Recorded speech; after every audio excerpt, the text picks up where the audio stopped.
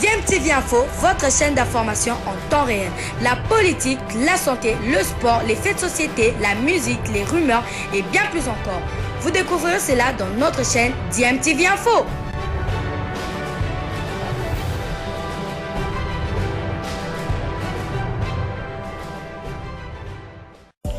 Vous êtes sur DMTV, bonjour ou bonsoir, tout dépend de l'heure à laquelle vous nous suivez. Tout plaisir est pour nous de vous retrouver, mais surtout de savoir que vous êtes nombreux en train de suivre votre chaîne YouTube DMTV. DMTV qui vous propose l'actualité, vous propose également des analyses et des réflexions sur des sujets d'actualité, sur des faits sociaux, tout simplement sur des réalités que nous observons ici chez nous en République démocratique du Congo.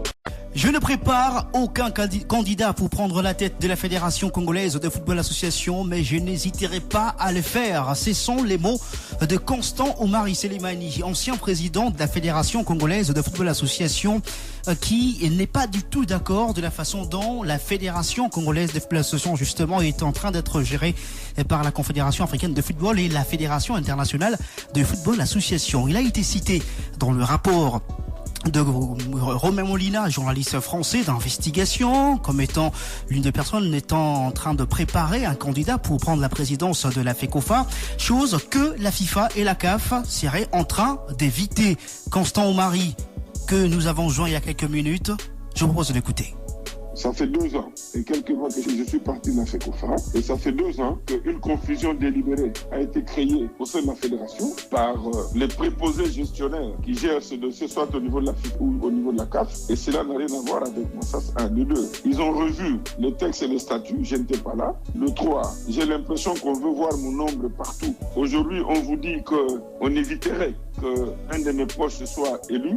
Ça signifie que ce qui avait été fait, ça se confirme, ça a été fait contre moi. Gianni et ses affidés ont cherché à me liquider parce que le combat n'était pas au Congo, le combat était ailleurs. Le combat était sur la mainmise sur la CAF et on a transposé ici. Moi, j'étais au comité exécutif de la FIFA, j'étais au conseil de la FIFA. Voici les raisons qui militent pour la mise en place d'un comité de normalisation dans une association nationale. La première raison, c'est qu'il y a un conflit persistant qui empêche la gouvernabilité de cette fédération. Les conflits peut être un conflit interne au sein de la fédération, une rupture avec les délégués, le corps électoral, ou ça peut être un conflit qui oppose une fédération à un gouvernement suite à une ingérence prononcée. Est-ce qu'il y a-t-il un conflit interne au sein de la FECOFA? Non. Par contre, après mon départ, le secrétaire de la CAF, qui s'est occupé du dossier, a d'une manière contournée instauré d'une manière voilée une normalisation déjà. Le fait d'imposer un financier et un juriste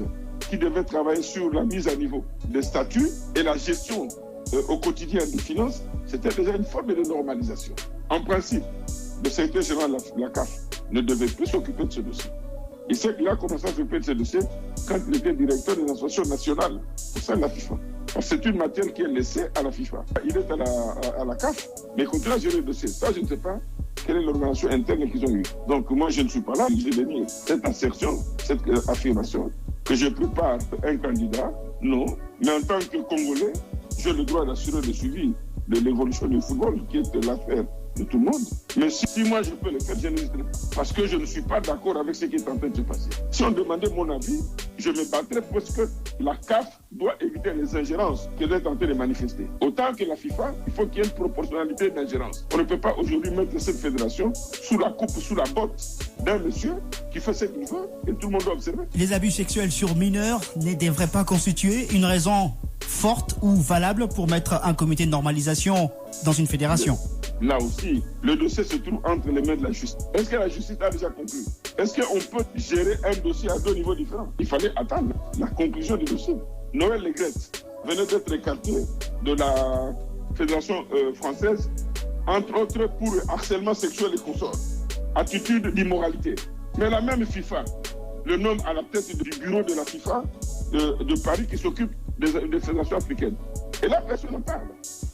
Voilà, c'était là Constant Oumari Selemani, qui est ancien président de la Fédération congolaise de football association et ancien vice-président de la CAF et membre du conseil de la FIFA, et donc qui réagissait après les propos de Romain Molina, journaliste d'investigation français, qui avait indiqué qu'un comité de normalisation devrait être placé finalement à la tête de la Fédération congolaise de football association après cette trêve internationale, notamment suite aux abus sexuels révélés il y a quelques semaines ici en République démocratique du Congo, et notamment également sur cette raison de la FIFA qui éviterait qu'un de ses proches prenne la tête de la Fédération congolaise de football association. Et concernant justement cette trêve internationale, il y aura 2 matchs pour ce qui concerne les éliminatoires de la Coupe d'Afrique des Nations Côte d'Ivoire 2023. La RDC jouera 2 fois contre la Mauritanie, le 24 mars à 14h heure de Kinshasa, et puis le 28 mars à Nouakchott à 23h heure de Kinshasa. Les Léopards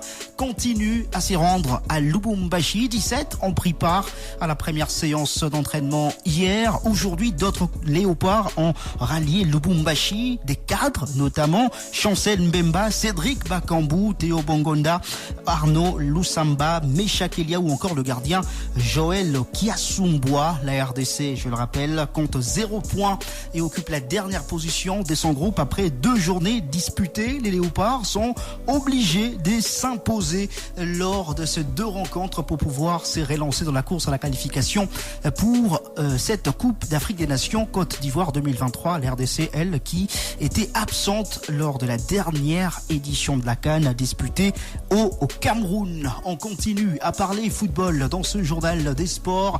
Football des jeunes, oui, le 10 avril prochain débutera un tournoi de Ndembo ensemble avec l'école en Lingala Kelasi.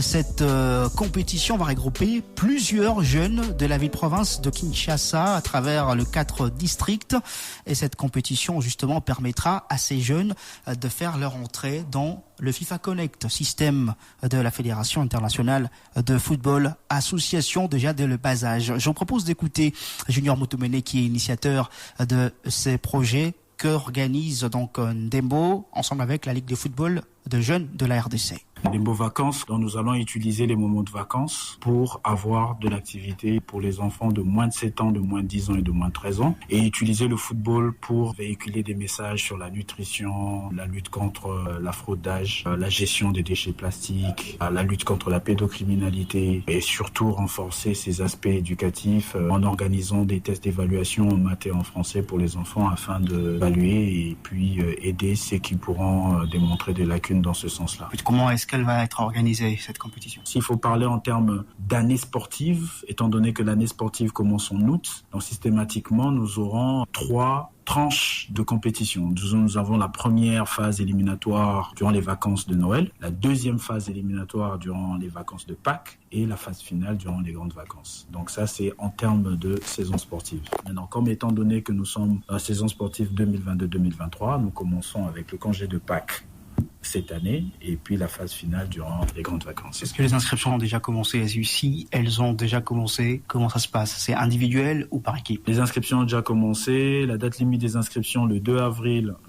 Voilà, c'était là Junior Mutumene, qui est un des organisateurs de cette compétition. On va terminer ce journal de sport avec du basketball. La RDC va prendre part chez les dames aux éliminatoires zone Afrique de l'Afro-Basket féminin 2023.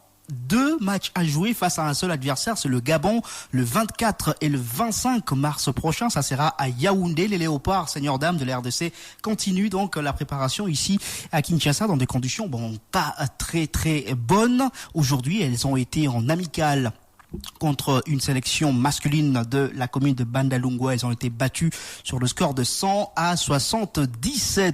Merci infiniment à vous tous d'avoir suivi ce journal.